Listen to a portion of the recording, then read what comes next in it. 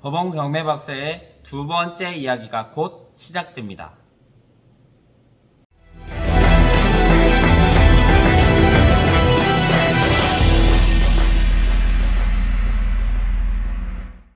안녕하세요. 법원 경매 박사 류금성입니다. 오늘은 두 번째 시간인데요.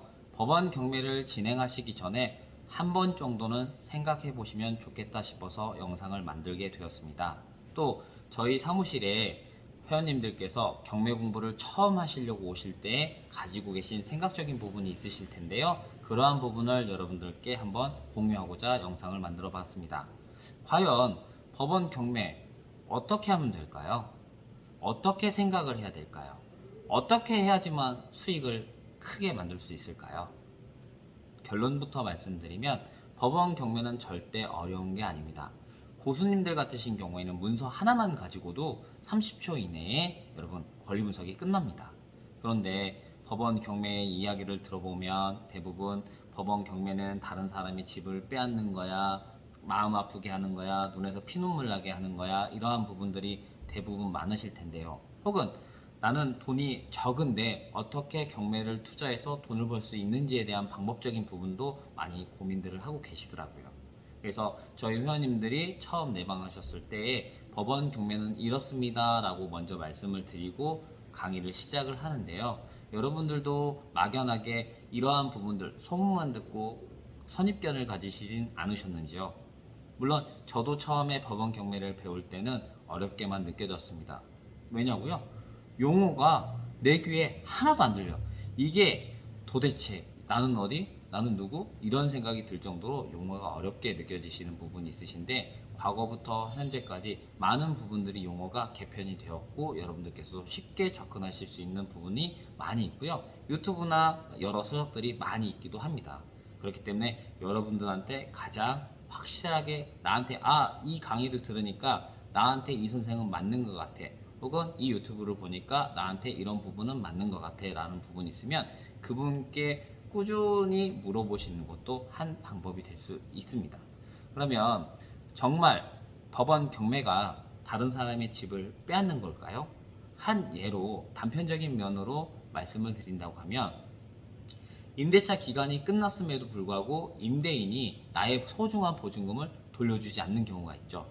이랬을 경우에 임차인이 선택할 수 있는 부분은 계속 줘라 아니면 새로운 신규 임차인을 구해서 내 보증금을 받고 나가느냐 혹은 법원 경매를 통해서 내 돈을 회수하느냐 이 부분이 달려 있을 텐데요.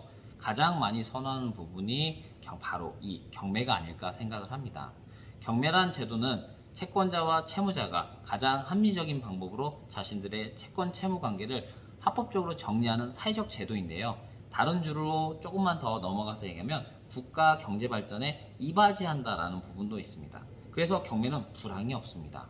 물론 지금같이 경쟁이 활활 타오를 때는 시세보다도 더 높은 금액으로 받아가기도 하세요. 그런데 과거와 현재의 기준을 놓고 봤을 때에는 많은 시스템이 바뀌었기 때문에 이렇게 많은 분들이 참여를 해주시고 있는 부분이 있으신데요.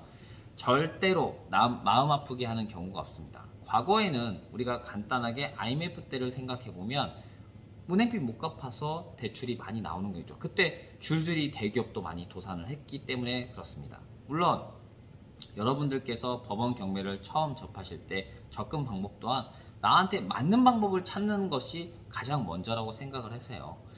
우선 내 돈은 이만큼밖에 없는데 내가 하고 싶은 건 이만해. 그러면 이만한 돈을 만들 때까지 꾸준히 뭔가를 만들 수 있는 시드머니를 뭔가를 만들 수 있는 것을 방법을 찾으셔야 돼요. 경매만 있는 게 아니에요. 사실은 경매, 공매 혹은 뭐 파산 경매, 신탁 공매 뭐 여러 가지들이 많이 있어요. 이러한 부분적인 것들에서 나한테 가장 잘 맞는 방법을 연구하시면 되는 겁니다. 그리고 어찌 되었건 다른 사람의 빚을 갚아줬는데 제가 아무도 얼굴 임명식도 없는 사람의 빚을 갚아줬는데 내가 어떠한 물건적인 부분이라도 보상을 받아야 되는 부분이 있기 때문에 그 사람의 부동산의 소유권을 제 앞으로 이전하는 것이죠.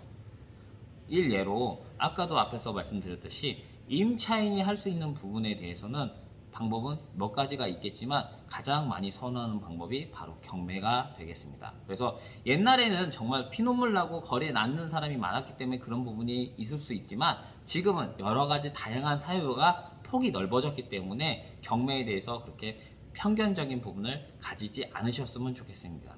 지금같이 경매가 불황이 없고 많은 사람들이 참여해서 내가 원하는 가격에 그 물건을 구입할 수 있는 방법이 있다면 진행하시는 부분들도 많이 있고요.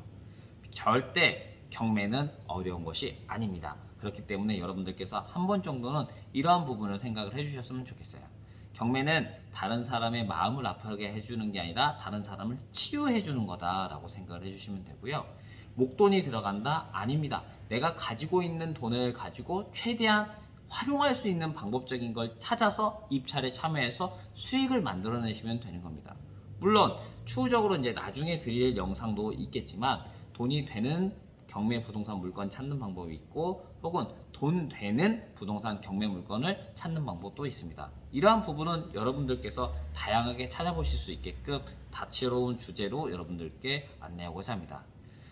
기나면 긴 시간, 짧은 시간 동영상을 통해서 인사드리게 되었지만 정말로 여러분들께서 법원 부동산 경매로 성공하시고 성공 투자를 하실 수 있는 방법적인 걸 연구해서 여러분들께 많이 공유하도록 하겠습니다. 여러분의 좋아요와 알림 그리고 구독은 좋은 컨텐츠를 만들어내는데 저에게 큰 힘이 됩니다. 여러분 꼭 해주실 거죠? 세 번째 영상을 통해서 드디어 경매에 대한 부분을 이야기하고자 합니다. 그렇기 때문에 여러분 기대해 주세요. 고맙습니다.